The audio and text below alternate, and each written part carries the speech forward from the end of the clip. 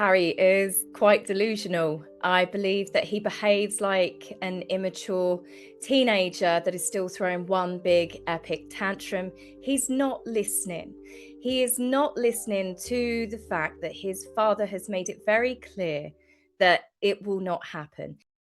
Absolutely glorious. They are our future. Prince William, Catherine, the Princess of Wales, returning to work in two separate engagements over the past 24 hours.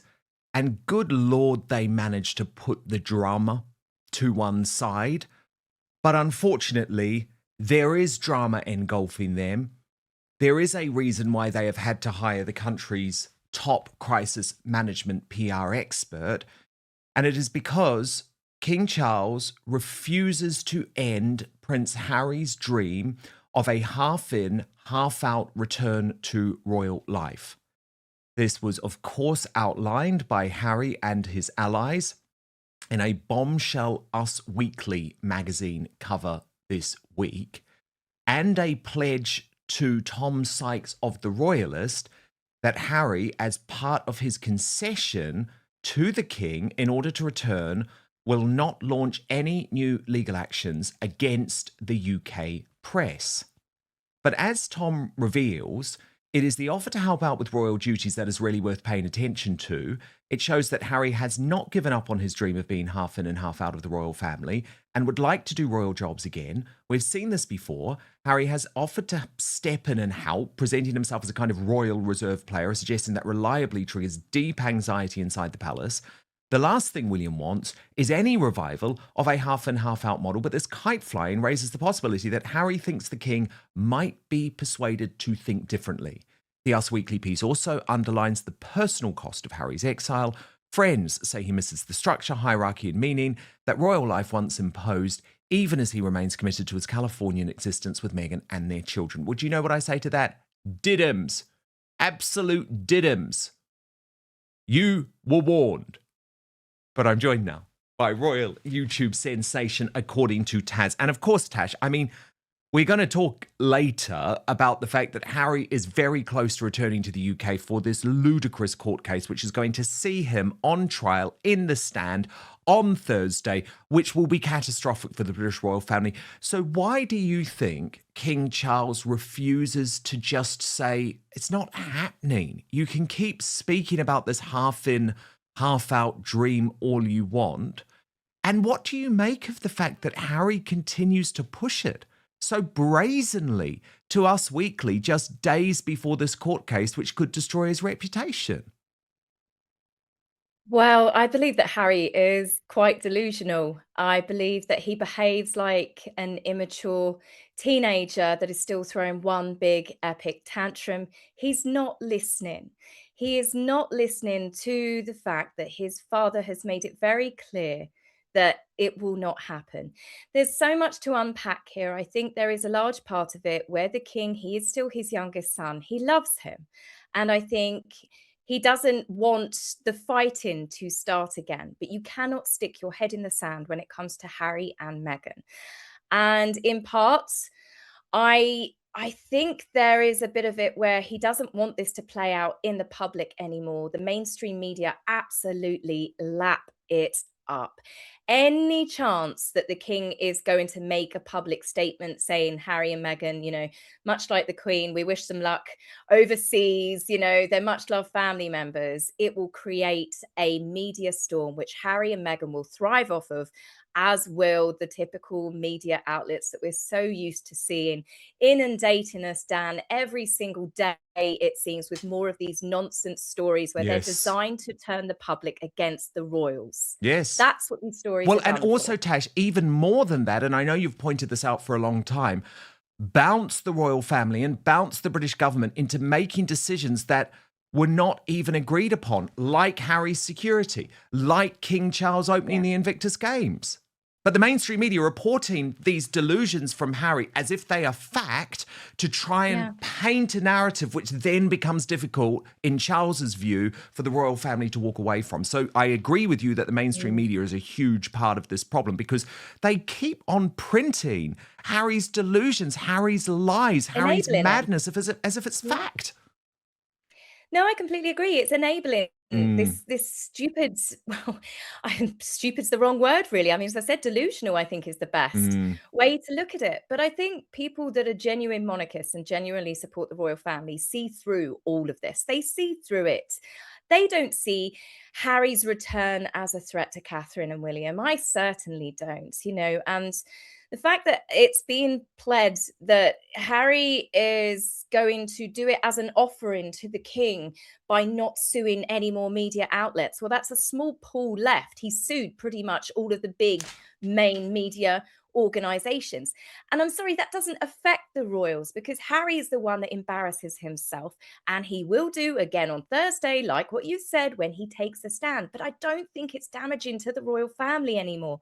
I think it's just damaging to Harry. It's just embarrassing to him because, yet again, I don't believe he's going to stand there and actually have any credible evidence. Their credibility is completely shot in this country. And I would be shocked if this court case actually turns into a win. So I don't think the royals need to be worried about anything that Harry and Meghan do Well, anymore. indeed. I mean, this is the problem, though. His reputation is on the line on Thursday. Actually, number one, the royals don't want Harry to destroy himself because they're actually kind people and they know his limitations and they know how intellectually weak he is. But also Yeah. remember, he does remain in the line of succession.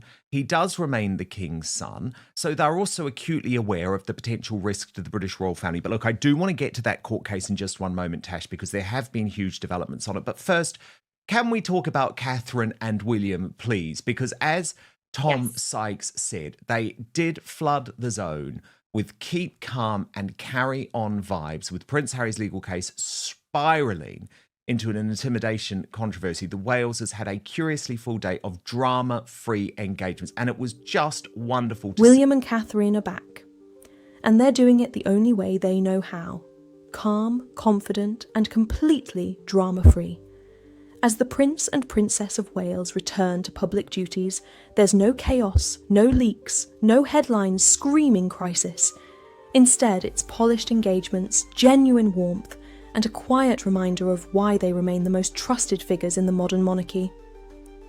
While others chase attention, William and Catherine project stability, a sharp contrast at a moment when behind-the-scenes manoeuvres threaten to reshape the royal landscape.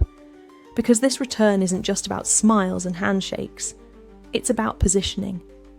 If you value calm leadership over chaos, hit like, subscribe, and turn on notifications so you don't miss what happens next. Prince and Princess of Wales were both out on public engagements, with friends telling royalists the couple did not want to be distracted from their duties by Harry's controversial court case. Good on them. Another irritation in the form of Prince Andrew, who is back in the news, was similarly swatted away by the couple's allies. And Sykes says the contrast between William, Catherine, and Harry could hardly have been sharper. While Harry returned to the High Court to continue his long-running war with the British press, William was photographed pruning trees on a farm visit in a flat cap. I know, Tash, you were quite taken by those images of Harry. While Catherine William. brought the glamour, didn't she?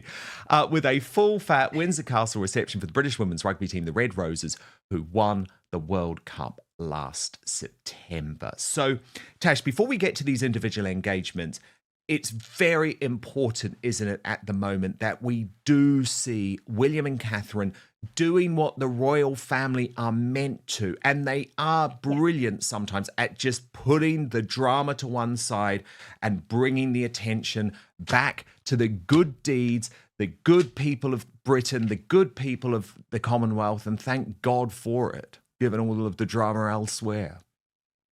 They represent this country and the monarchy on a global stage, and they do it extremely well. They spend a lot of time on causes that are so important. I mean, the work that Prince William is doing with Farming Minds and drawing attention to the farming community is now needed more than ever.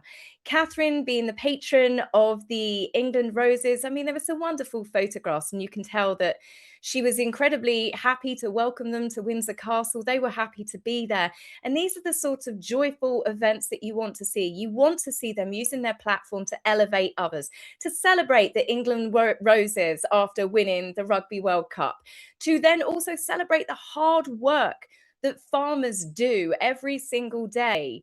And the fact that Prince William is constantly highlighting that these people are often forgotten about. And this is where the royals do their job well. They give voices to people that necessarily wouldn't have them. They remind people of the incredible jobs that farmers do just by Prince William going there. And Harry and Meghan, they're just insignificant. I think that Prince William and Catherine don't even care about them anymore. I think that they are indifferent to them. The royals have shown that they never needed Harry and Meghan. They were barely there long enough to scratch the surface, Dan. I think Meghan spent longer, I think she did more engagements on the royal tour than she did throughout her entire career, that she was briefly part of the royal family. They're little more than just an ink blot in the history pages, Meghan especially. Harry only handled being a full-time working royal for I think 2 years more than what until Meghan came on the scene. Bearing in mind he only left the army, I think it was 2014 or 15. So they've hardly had a long-term royal career. And the brief time that they were there, they've turned the public against them. They've destroyed all public goodwill. People don't associate them anymore with being members of the royal family. Catherine and William and the King, the Duke and Duchess of Edinburgh don't need to keep calm and carry on because Harry and Meghan simply no longer matter. There were some lovely moments with Catherine because she looked so wonderful, but apparently she'd arrived in her own car and this was her leaving Windsor. Watch this. Move, quick, mark.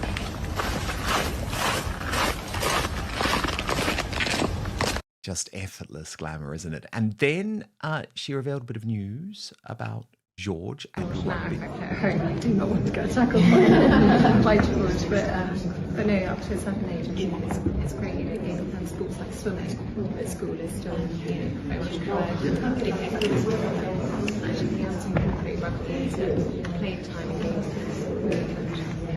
And the Red Roses were delighted. Watch. I think we asked if Charlotte plays any rugby, and she said that she actually does want to play rugby, but she's not in school yet.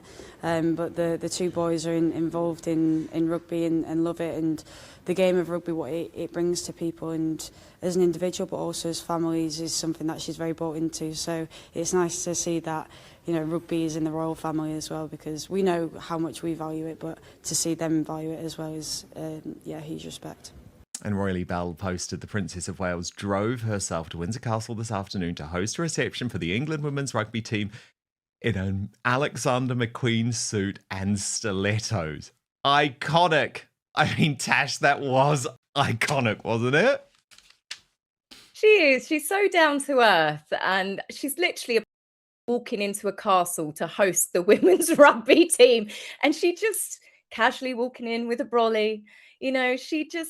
I think the people love Catherine so much is because she's so simple. It's the simplicity around her. There's no drama. There's no airs and graces. She just is graceful, kind, sweet, always looks lovely, always looks impeccable. And she's always got a big grin on her face. And people are so excited to spend time with her. And I can't blame them either. I think I'd be grinning ear to ear if ever I had the opportunity to meet the Princess of Wales. Obviously, this was in stark contrast to what was going on in the High Court, Tash, and this is incredibly serious and a huge contrast. And of course, Harry is heading to the United Kingdom.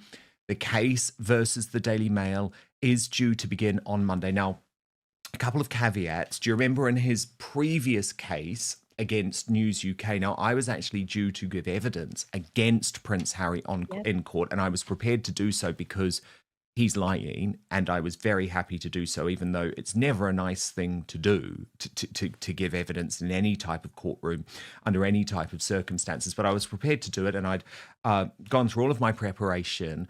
And then on the morning of the case due to begin, Harry came to this last-minute settlement with Rupert Murdoch.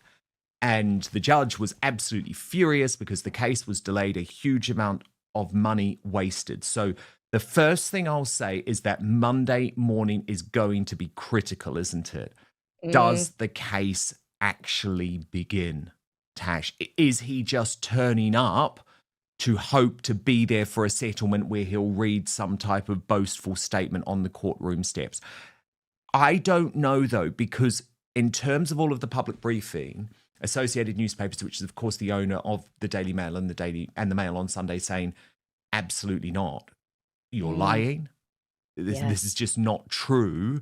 We're not settling. If there is no settlement, Tash, we will build towards one of the most critical days in the recent history of the royal family, which is Thursday, where Prince Harry is expected on the stand for the entire day, where he will be cross-examined by the Daily Mail. And given his propensity to lie, let's hope Harry doesn't commit perjury, right? I mean, what do you expect? As William and Catherine quietly get on with the job, a very different story is unfolding elsewhere. Reports suggest an establishment-backed effort to help Prince Harry carve out a rival UK court, a move that could undermine the very structure of the monarchy. But here's the twist. William isn't playing defence. He's preparing for a long game. Sources say the Waleses are fully aware of the strategy and are ready to challenge it with credibility, consistency, and public trust. Joining us is royal YouTube sensation, according to Taz, breaking down what this power struggle really means and why William and Catherine's low-drama approach may be their greatest weapon yet. Drop your thoughts in the comments. Is a rival royal court inevitable, or is this a fight William will win? Subscribe now for daily royal analysis you won't hear anywhere else. I expect Harry to tell his truth and nothing but his truth. The problem is, Dan, as we know, Harry's truth is not the actual truth. I don't think, in all honesty, from everything I've been reading, much like what happened with the last court case, that A&L are going to give him a settlement. Their main witness in all of this, Gavin Burrows, has been making it exceptionally clear that he never did any work for the Daily Mail or for the Mail on Sunday. And we know there's obviously a lot of things surrounding Gavin Burrows, the forgery, and a lot of other accusations, which I'm sure you'll go into. But I cannot see A&L going, yeah, do you know what? We will pay them off. We will pay them off. They are saying absolutely hands down that they have not done anything wrong. And I think you're right that Harry probably is that delusional, that he thinks he's got them by the short and curlies and they're going to back down because he's had it happen before. But I think they're dealing with a very different kettle of fish when it comes to this particular court case. Daily Mail, A&L, they are saying that they have not done anything, and they are absolutely not. I would be shocked if they give him, and then of course the 6 other claimants, a payout, because as this case has got closer and closer to starting, we've been finding out more and more things that have been coming out that makes me believe this case is built on sand. And let me take you through some of this new reporting from what actually went on in court. Because this case is dirty, Tash, and Harry is relying on criminals. I'm not exaggerating here. Actual criminals, right? Actual phone hackers he is relying on in this court case. And I think it could end up being devastating for him. I mean, look at this headline. Prince Harry's lawyers accused of dishonesty, fraud, and conspiracy. Allegations include payments for sworn evidence and the deliberate creation of a misleading email chain. Now, Tom Sykes has reported that a witness accuses Harry's team of intimidating him. This is Gavin Burrows, who you mentioned. And he outlined pre-trial hearings are usually pretty dry affairs. But today's gathering at the High Court in London, ahead of Prince Harry, Baroness Lawrence and Sir Elton John's case against the publisher of the Daily Mail, exploded into high drama as a key witness alleged he was being intimidated by Prince Harry's legal team, and Harry's legal team said they were being unfairly accused of fraud and dishonesty by the Mail's lawyers. So, as Tash points out, Gavin Burrows is this private investigator who was on Harry's side but has since recanted his evidence and alleged that his signature on a key witness statement saying he bugged cards is fraud. is forged, he believes there has been a blatant attempt to intimidate him on the eve of the trial. Lawyers for Burrows said his fears for his safety meant he wanted to give evidence remotely from a concealed location. His lawyer said Burrows was contacted by Byline Times. Now, that is a truly corrupted organisation. They are the people who conspired with Prince Harry to try and destroy me. So I have huge sympathy for what he's going through. He said that it was a blatant attempt by them to intimidate him at the start of the trial. Graham Johnson, a convicted phone hacker and former News of the World journalist now aligned with Hacked Off, is understood to have also worked for Harry's lawyers' research team. Jonathan Rees, a private investigator, previously claimed to have bugged Doreen Lawrence, but he has also disavowed key parts of his own testimony. The Upsetter has a great primer on this story, and which summarises the history of the case. As chief evidence gatherer against the Mail, Johnson put Burrows on a monthly retainer of $5,000 plus expenses to deliver witnesses. Burrows, in turn, recruited Rees, and out of this convergence of 3 dark arts specialists emerged the sensational story of the bugging and hacking of Doreen Lawrence. The story was then relayed to Prince Harry, who persuaded Lawrence to join him in a super claim against the Mail alongside Elton John and his husband David Furnish, former Lib Dem Justice Minister Sir Simon Hughes, Liz Hurley, and Sadie Frost. Additionally, it emerged in the hearing that Harry's lawyers have been accused of dishonesty, fraud, and conspiracy by the Daily Mail. Harry's star lawyer, very slippery bloke, awful guy, David Sherborne, told the court that the publisher planned to make exceptionally serious allegations against his team of fraud, dishonesty, and professional misconduct. There was some comfort for Harry's team here, as Just Nicklin ruled that Associated must in part amend its written submissions. But I mean, Tash, and I'm sorry these details are grim. Of course they are grim, but like seriously, he is now in the mud with the pigs. Oh, yeah. And this is a prince. So the mortification from Prince William is very clear. Charles, of course, should never have met with Harry last year, as William made clear, because now Charles is saying, well, of course I can't meet you this month when this case is going on, but this case was still going on then. But I mean, it is just extraordinary that Harry would align himself with such horrendous people. And Tash, can I also just say, because this is very personal to me, when I revealed that Harry had conspired with Byline Times to destroy me on false allegations, and people on the Sussex squad side said, oh, you know, you're crazy, this is all a conspiracy. Hello, this is the same organisation now, Byline Times, who is trying to intimidate one of the key witnesses against Prince Harry. There are no coincidences here, Tash. We all see what is going on. Absolutely. I mean, Harry has no problem working with nefarious characters to get what he wants, clearly. These people, I mean, the irony that he's actually working with convicted criminals, convicted phone hackers to get dirt on other people. And he takes, you know, the high road, doesn't he? Preaching from his ivory tower about things that are morally corrupt. And he's actually actively working with his legal team alongside these people. And the Byline Times, I'm very well aware, I remember when they came after you. And it does seem to skirt around the same thing when it comes back to the Sussex squad, Harry and Meghan, the people they choose to work with. I won't forget a certain Mr. Boozy as well. And there seems to be an awful lot of links to do with intimidation, trying to silence people, trying to silence Harry and Meghan's critics. And it all comes back round to the same murky swamp, as it were, with these people. And Harry, yeah, it's offensive to say he's in with the pigs. He's in he's in a dirty, filthy swamp with some of these people.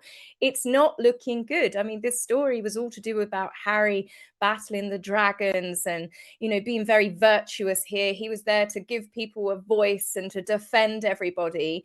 And yet now we're talking witness intimidation, fraudulent witness statements, all sorts of criminal activities that in my mind are slightly worse than phone hacking in some instances. So yes, this is going from bad to worse. And there's probably a very good reason why A&L aren't not settling. I mean, this could even turn into another whole lawsuit in itself with professional misconduct if, of course, all of these allegations are proven to be true. Yeah, but the point is, Harry has decided to align himself with criminals based Yeah, on personal revenge. And it's like, yeah. I'm sorry, journalists like me who actually always operated totally within the law, I would never have even considered doing something illegal, Tash. It's just not in me. They went to destroy your life, not just your career, though. That's the Oh, difference, the 100%. way that they went for you. It was 100%. about your life, destroying every part of your life. But And that's what Harry wants to do. I mean, he's made it Yeah. very clear that, for example, he wants Piers Morgan to go to jail. He wants the police investigation reopened. Now, look, Piers Morgan probably does have questions to answer over phone hacking, right? I don't.